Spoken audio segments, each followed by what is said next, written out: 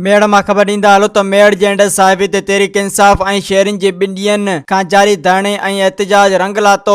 Returning officer गिरफ़्तार कयल न्याज़ अली बुरड़ो समेत तहरीक इंसाफ़ जे 8 काउंसलर्स जी कामयाबी जा नतीजा जारी करे छॾिया आहिनि। पीटीआई उम्मीदवारनि जा नतीजा जारी थियण बाद अॻूणे सीनेटर सदाकत अली जतोई 6 कलाकनि खां जारी धरणो ख़त्म करण जो ऐलान कयो। सख़्त थधि में वसकारे बावजूद धरणो हणी वेठल शहरिन ख़ुशी विचां जुमरियूं हयूं।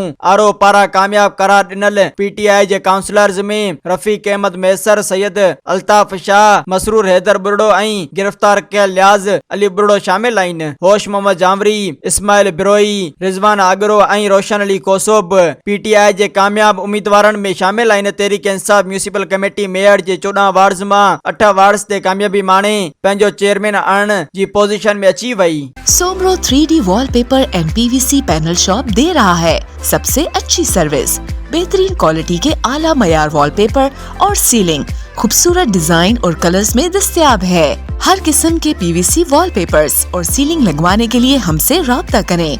हैदराबाद, कासिमाबाद, लतीफाबाद, जामशोरो, मीरपुर खास और सिंध के मुख्तलिफ शहरों में सर्विस मौजूद है। Soomro 3D wallpaper and PVC panel. राब्ता नंबर रंजन अली सोमरो 0333 370 2516।